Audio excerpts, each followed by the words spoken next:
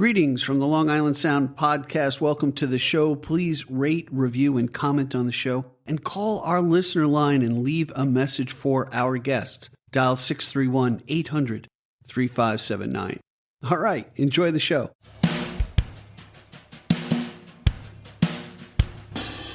Welcome to the Long Island Sound podcast, where we explore the muse and the music, from the North Shore to the South Shore, from New York City to the Hamptons, navigating the wellspring of original music from singer-songwriters and musicians from Long Island, New York. Hi, I'm Steve Yusko from GigDestiny.com. Stay tuned as we explore the Long Island Sound. My guest today is Tanya Popora from the Original Gossip Band. Her and her cohorts were really prolific during the quarantine and produced some great rockin' songs. Let's have a listen to Getting Closer, and then we'll get right into it. Stick with us.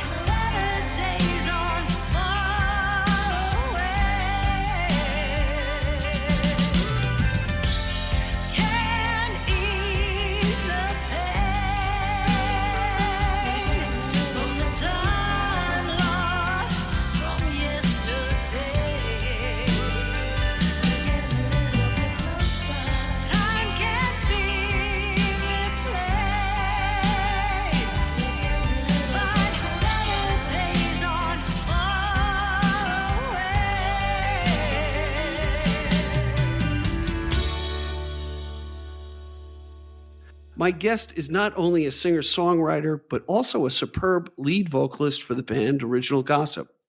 With over 2 decades of experience performing, she certainly knows her way around the studio, also as a sound engineer, supporting her passion for original music on Long Island. Original Gossip was formed to explore the passion for rock and roll by combining the talents of Al, Aaron, Rob, and Jeff, seasoned performers rounding out the band. I'd like to welcome Tanya Purpura to the Long Island Sound podcast. Great to have you, Tanya. Nice to see you. Thank you, Steve. Nice to see you too. Great. So you're definitely one of those groups that fill out the Long Island Sound, certainly. And I was reading your bio, and you were lamenting the lack of original venues that do original music. And I'm right with you on there.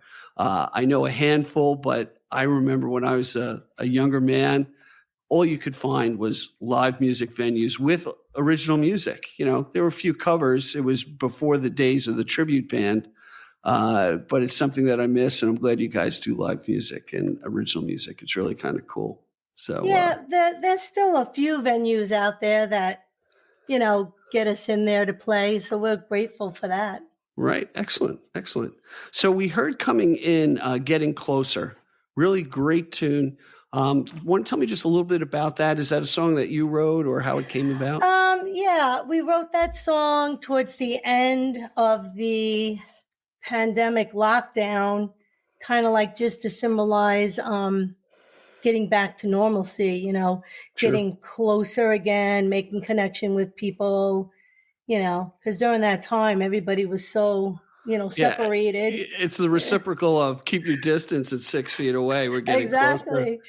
Exactly. But this song was more like, you know, we forgot about what that felt like, you know, holding hands, dancing close, as some of the words say. Yeah. I remember I was with my wife, and we were at Lily Flanagan's in Babylon, and I thought it was a joke, but there was a couple people playing under the tent at the time early in when we were starting to get back out. And a bouncer came up to us and said, I'm sorry, you can't dance. And I was like, holy cow. It's just. Yeah, it was a rough time there for all musicians because, you know, we tried rehearsing via Zoom and via internet, and it was just impossible. Yeah, exactly. You know, so we wrote a lot of music during that time. So now, when it comes to writing music, are you the main songwriter? Is it more of a collaborative effort with the group? How do you approach it? Some of the songs were written singly, you know, but most of the songs we write together collaboratively with the other members, and we all have our parts, you know. Sometimes I'll just write lyrics. Sometimes I may come up with a melody or a guitar part that I'll show my guitarist, and then he'll take it a little further. And pretty much that's what it's about. All right, that's just working together. So it's really a band effort, which is great. Absolutely, yeah. You know, the approach on that. Do the other members bring any of their own songs in and kind of complete and say, "Hey, I want to try this," or is it more of a sit down group? Well, it's funny because about 3 years ago, I joined the band, so they had a lot of songs. I had a lot of songs, so we put a lot of them together. And we play both. And now recently, I'd say over the last year and a half to 2 years, we've been collaboratively writing as a band. Wow. So it's good. It's a good team effort all the time. So did you know the guys before you actually joined the band, or it was just circumstance that they found you? I had an ad looking for original musicians. Okay. They were looking for a singer. They saw my ad. They called me. And the rest is history. Wow. You know what is, I always digest my guest music for a couple hours. I kind of drill down, and I'm always interested to even take it further. You can't really get a full grasp of a band within a couple of days. You know, I remember the days when we'd get an album, and when they used to have albums, just albums, man, we'd go through that album till we wore the needle out on the record player. Oh, yeah. You know, just really, really kind of taking in. So one of the things that came to mind with your sound, it was almost like an Axl Rose, Guns N' Roses vibe to it, and really? a Pat Benatar vibe to it. That was just kind of my first impressions. Very rocky, rock and roll. I mean, in a great way, in more of an anthem sound, which is kind of cool. Well, I mean, Pat Benatar was a big influence. Okay. In my life. I mean, really, I had every album singing in my bedroom with the hairbrush, the whole bit. Right. That's great. So what other influences did you have? What'd you gravitate towards as early in your career? I liked the classic rock. I enjoyed Pat Benatar, obviously, Heart. Oh, sure. There was a Melissa Etheridge phase that I went through. I did like the heavier stuff, like the Guns N' Roses and, stuff like that. That's not easy to pull off, to be honest with you. I mean, you really have to, my opinion, this is from a knucklehead who sings horribly, I sing okay. But you really have to have a trained voice to pull that stuff off, especially night after night or, gigging around, thank God there's no more smoking in bars anymore. That must forget it. That was a killer. What was your first foray into singing in public? I think I was about 18. I joined my first band. We were called Desire. Okay. And I was a girl singer. We actually had a girl drummer too. Oh, nice. And we played the Salty Dog in Huntington. I don't know if you remember that place. I sure do. Down New York Avenue, just north of Main Street. I was in there when I was 16. That was like a home base over there. Oh, great place. Yeah. And we did a lot of stuff. We did Joan Jett. We did the Ramones. We did Pat Benatar. We did actually a little punk stuff, Missing Persons. Oh, sure. Heart. Yeah. So we did the whole cover scene back then. Right. And then I would say probably in my late 20s, I probably got more into original music and got into an original band, and that was it. What I always found interesting about singer-songwriters is that moment that you say, "Hey, I got an idea, and I can do this." Now let's kind of reel it back a little bit. Did you pick up an instrument as a younger child, or? Yeah, I did. I played piano for a while. I played guitar. I was in band in school. I played the clarinet. I played the flute. I played the bass clarinet. All right. Yeah, I gravitated more towards the guitar. I'm not a great guitar player by no means, but at least I could write a song. So sure. All right. So it's a means to an end. Exactly. So having that diversity of instruments is kind of cool because you certainly get an ear. You start training your ear early to wind instruments and strumming and stuff like that. And have you ever used the piano to write, or is it really the guitar your go-to? I go to more the guitar than the piano. Oh, cool. That's really neat. So what's interesting, it's a relatively young band, right? Just before the pandemic? Yeah, well, I think we got together in 2019. Oh, wow. We had a great, it was like 3 years. So we started in 2019 and we played a lot that year. And then when 2020 hit, it all went down. It was it was the shutdown. That was it. And a couple things can happen. Either I saw a lot of people get really creative online and doing like porch singing and stuff like that with the tip cup out. And if it's to make your living, man, it was a big struggle. Yeah, it was a big struggle. I mean, we were going really good the first year. We had a lot of gigs and it was great. Mm-hmm. And then the pandemic hit and then it was nothing. And two things could happen. You could either stay together or you break up, because a lot of bands broke up during that time. Yeah. Because I know when things were starting to open up, different venues like, okay, we can have a duo or a single act, but we can't have a band, right.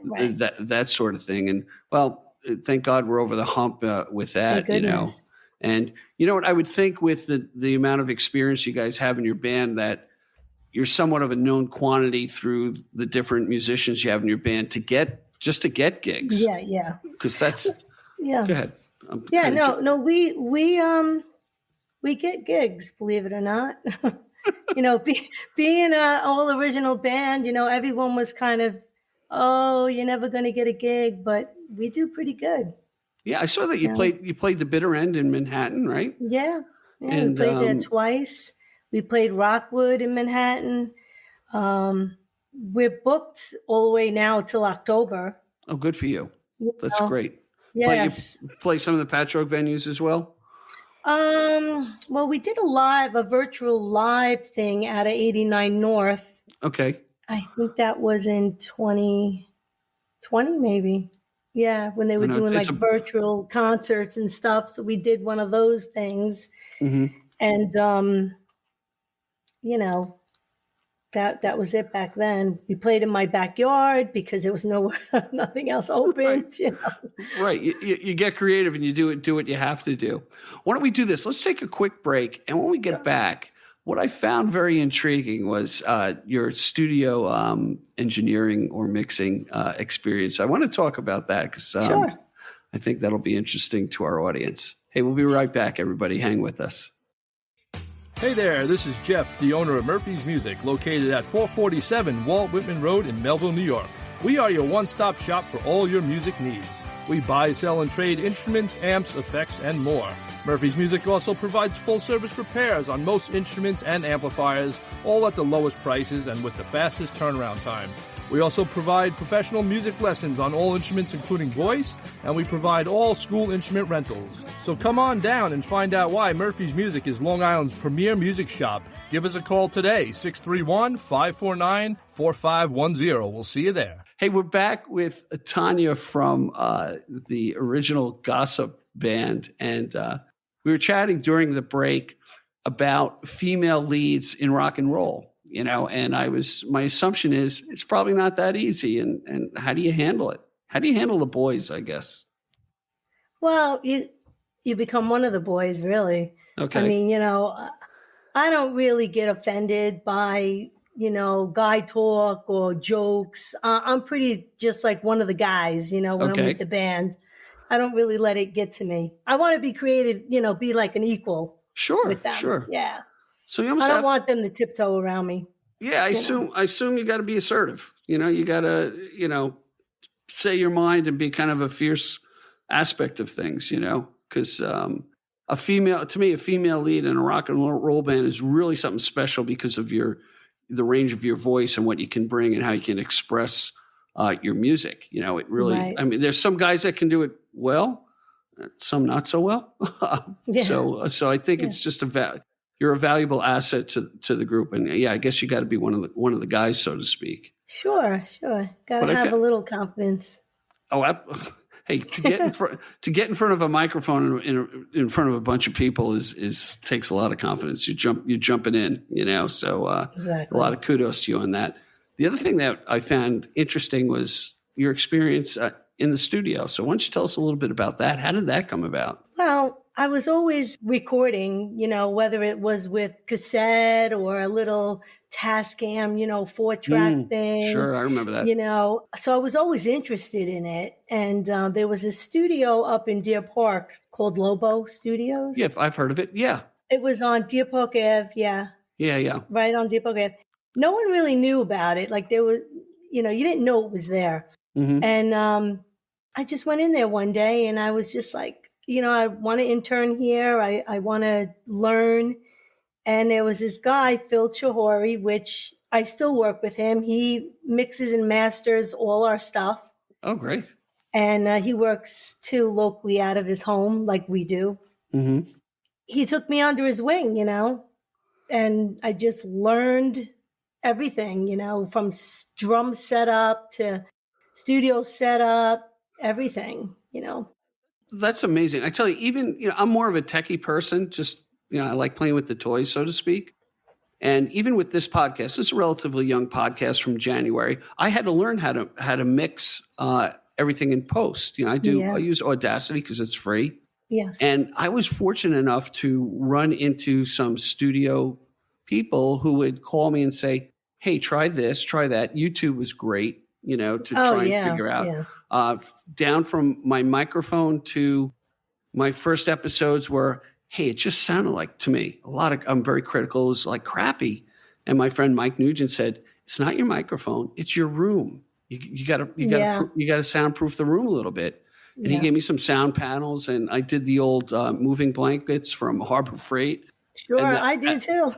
and that works, The windows are blacked out, but I didn't get it. And you learn. I'll tell you a quick story. I was doing one the other night, and I looked to my left, and I went, "Holy crap! The air conditioner's on. It's like 2 feet away." I'm like, "Son of a bitch!" There's like 20 minutes of sound. You know what? It filtered right out. It was unbelievable. Got lucky. Yeah, tell me about it. And I always remember to hit record, so I'm pretty good with that now too. So if there was a mistake to make early on, I've made it. But it's really good that you have that background, So I think that trains your ear in another way. And if you have people that are willing to say, hey, hey, try this, or did you hear that? Why don't we do this? And that kind of opens up, at least to me, another creative experience, because you're listening for things that I would say the amateur or the novice wouldn't have, Well, it's pretty funny because we record in my house. I have a recording studio in the basement, and it's funny because I hear everything. I hear the littlest noise, the littlest click on a track, and the guys are like, what are you talking about? We don't hear it. I'm like, no, it's there. Or someone's talking. I'm like, I hear someone. Who was talking during the take? Yeah. I can hear it. Yeah. You get it. And it's funny. You can actually get down, at least for me. So one of my pet peeves are stop gaps, ums and ahs, and that's part of us just speaking. Sometimes it can be kind of kooky, I can get to the point where I can look at the waveform and go, there's an right there. Before I see it, and you work it out, but it's got to sound natural. It's got to sound like a flow of conversation, Yeah. But the studio stuff is fun. I mean, I love it. I like watching the evolve of the song, come to life. Sure. So what program do you use, if you don't mind me asking? I use PreSonus. PreSonus, okay. Yes. There's Cubase and Pro Tools, Logic. Phil used to use Logic, but then we got into the PreSonus end of it. So we all got the same program. This way we could transfer files back and forth, upload sessions, and it's easier, right? So we all have basically the same program that we use. And it was a little bit of a learning curve because for a while we used Sonar. Okay. And I was always used to Pro Tools. So PreSonus is a lot like Pro Tools to me. Right. It works about the same way. Yeah, it's learning how to ride a different bicycle, and once you learn it, Yeah, you got it down. It's almost it's almost pretty natural. So you'll lay down the tracks and Phil will do the mixing of the song, the final mix and stuff like that. So it's good to have those other ears on things. Absolutely. Yeah, and he's great, he's a great guy. Nice. Good to work with. All right, that's cool. Yeah. Let's talk about Above Water. I think that's the song that actually is going to be premiering, right? Yes, July 12th. Yeah. So this is an exclusive. I love this. This is like a newscast. So I'm getting the exclusive, and this episode should be out and live around the 12th, day before my birthday. July 12th. Yeah. All right. July 13th, my birthday. Just letting you know. Happy birthday. Early. Yeah. So tell us about Above Water, and then we'll have a listen to it for the group. Above Water is basically a song about staying above all the static. Okay. It could be a relationship. It could be a friends. It could be someone that's done you wrong, but you stay above water. And there's a line in there, say what you mean, believe what you see. Not everybody says what they mean. Oh, of course. Yeah. You could tell more by what you see. Cool. And this is one that you wrote? Yes. Me and Al, the guitarist. And, the band definitely contributed, their parts in it musically. Great. Absolutely. Nice.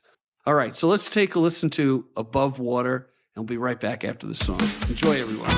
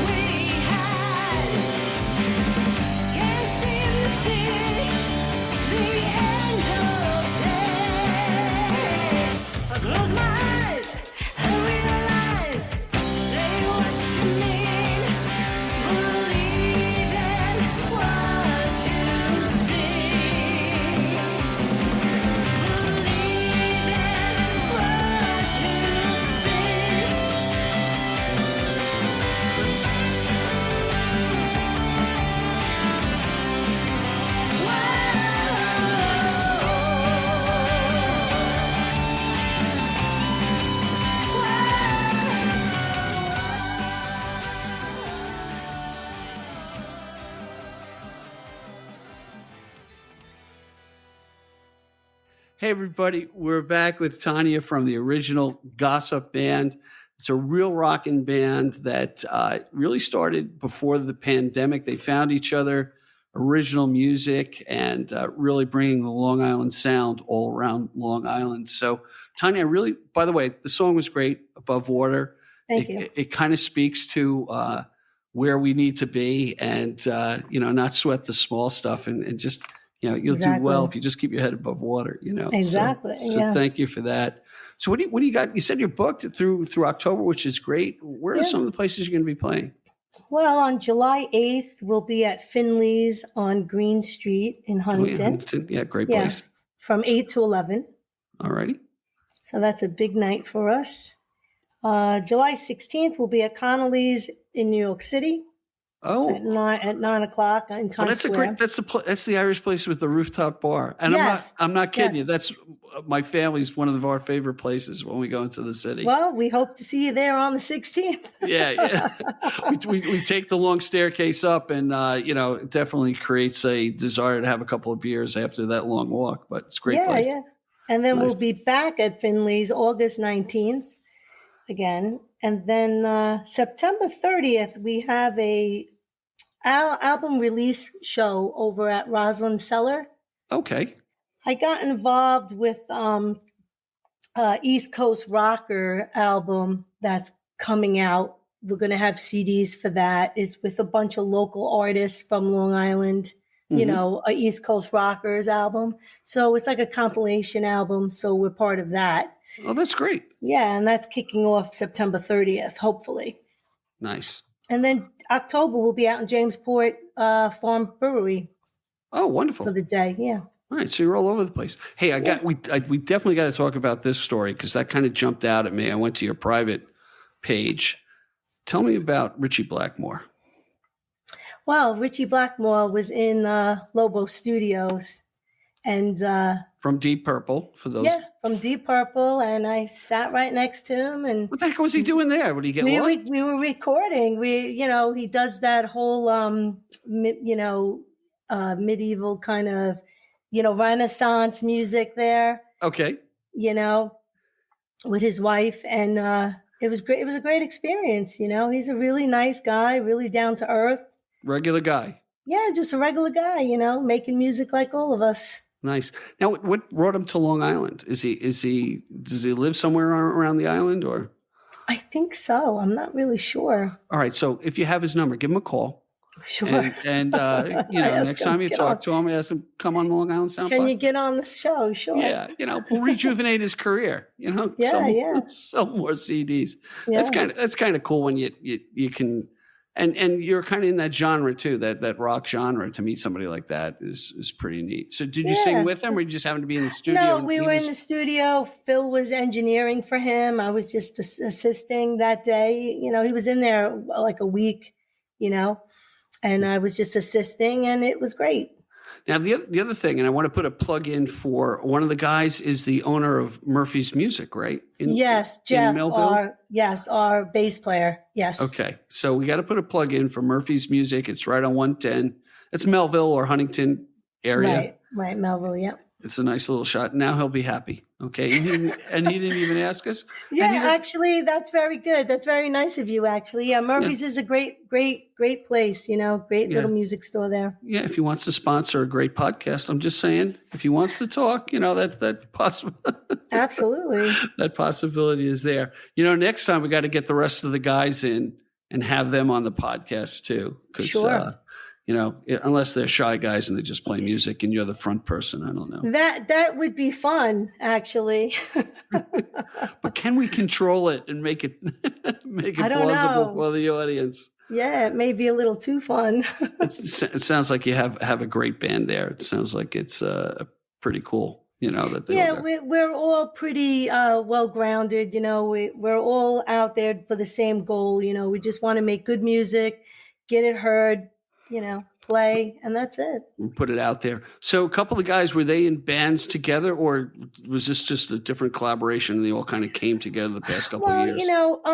Aaron and Al know each other for like 35, 40 years. Okay. They were collaborating together for a very long time.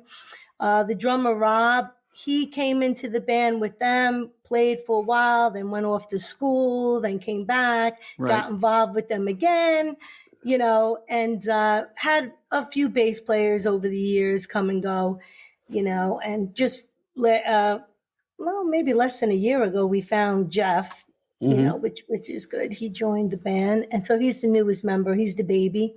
Okay, you got to break him in. Yeah, he'll be ready in a couple of years. Yeah, but it's been good. It's been a nice ride so far. That's great.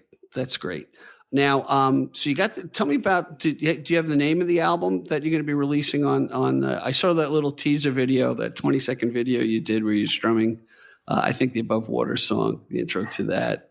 Do you have a name for the album yet?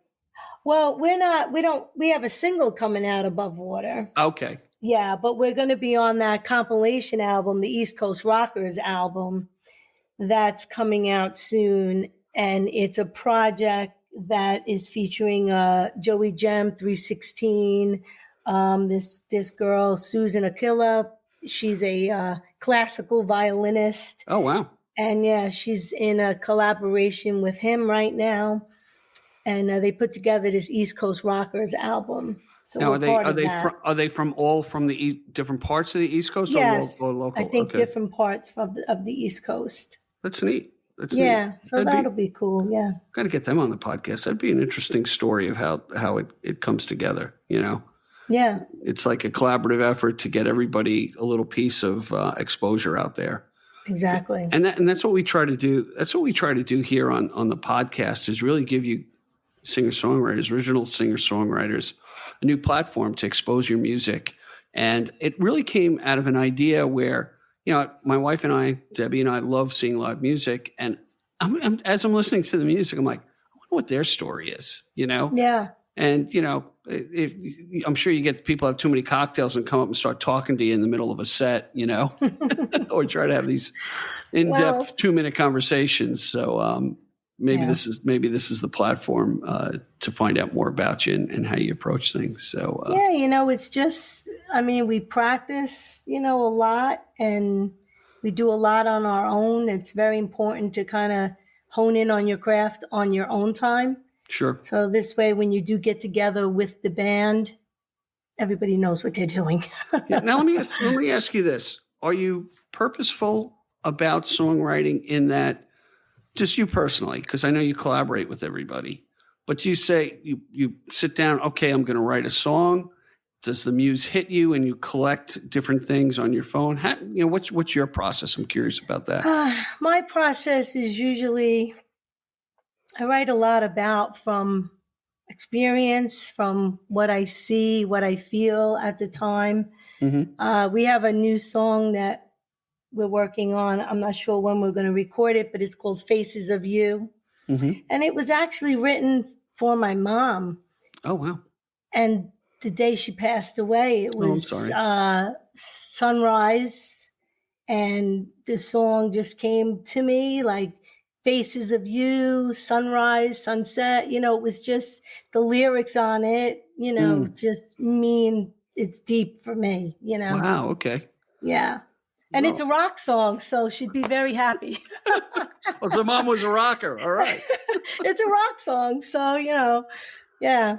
Yeah, it's amazing how different events kind of hit you and, when it hits you. And what I really love about singer-songwriters like yourself, you act on it.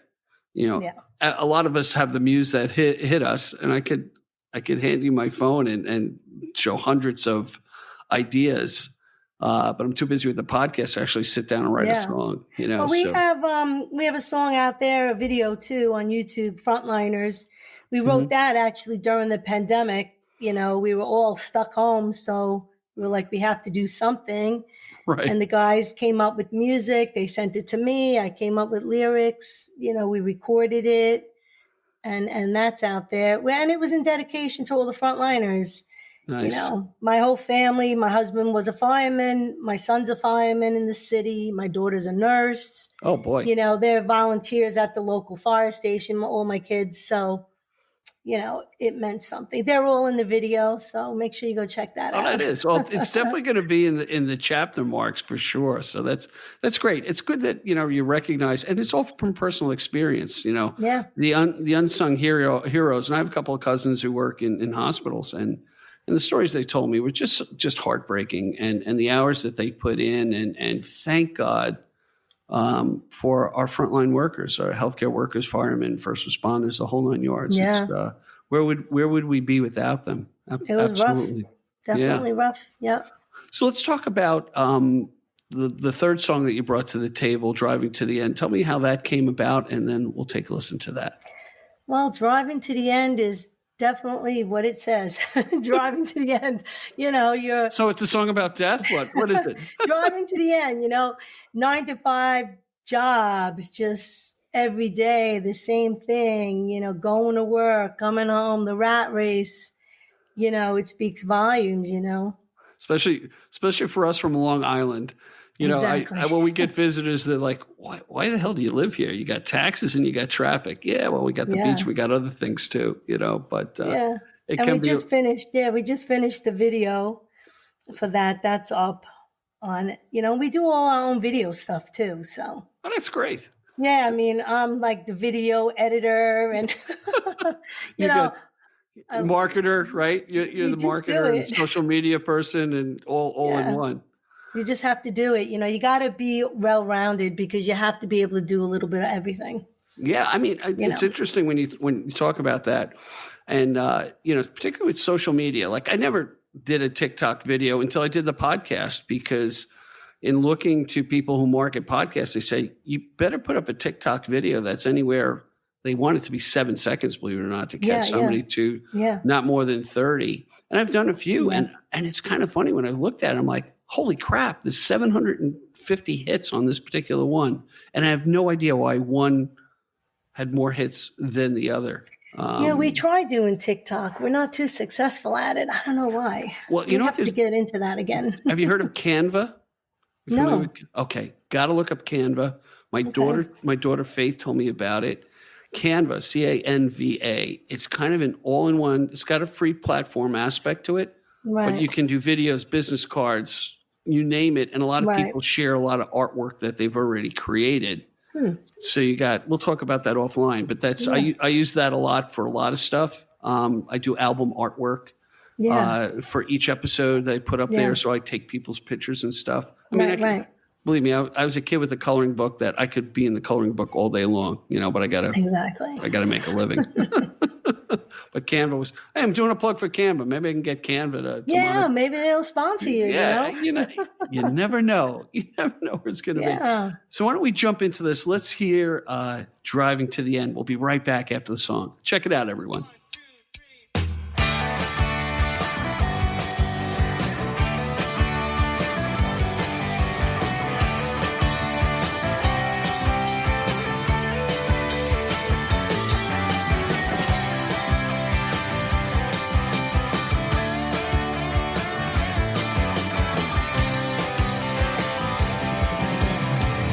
Wake up 10 to 6, grab my caffeine fix.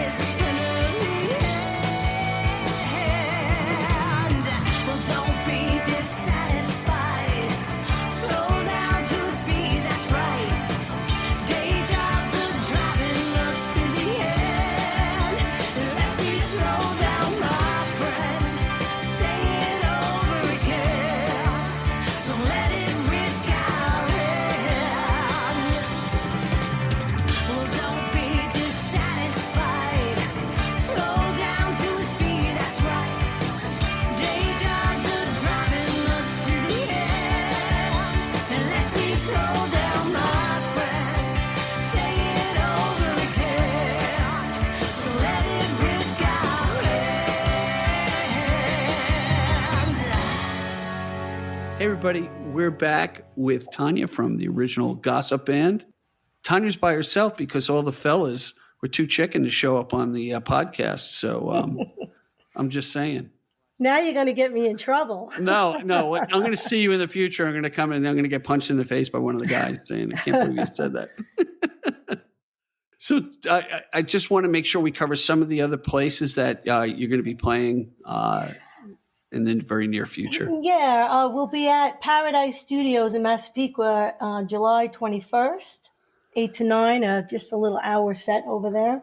Yeah, that's a nice little studio that's right by the on the north side by the Massapequa train station, right around the corner from CVS. And they do podcasts and other things there. It's a pretty cool little joint, as they say. So yeah. And just, make sure everyone goes check out our website. We got a lot of shows coming up here on Long Island. All right. So what's the website? It's originalgossipband.com. Oh, that's pretty easy. All right, good. And what we'll do is we'll also list any of your events on the Gig Destiny site. So there'll be a link to any of your live stuff. And I wish you guys so much success. I mean, you got really some nice music. Thank you. You've got original music, and we need more bands that are passionate about live music on Long Island. They're out there. It's the venue owners that we've got to convince that, hey, this is a good way to support your business and music at the same time. So yeah, absolutely. So again, thanks so much, Tanya, for being with us. I look forward to seeing you guys live and about Long Island. And have a great evening. We'll see you soon. Thank you. Thank you, Steve, for having us. All right. Be well. Thank you for joining us today. I appreciate the time you spent with us. Please subscribe and comment and visit us at gigdestiny.com. Till next time, be generous with your joy, keep your spirits high, and let the music take you on a journey. Be well. Peace. Thanks so much for listening. Please rate, review, and comment on the show. We really love to hear from you. And call our listener line at 631-800-3579. Again, thanks so much. Be well.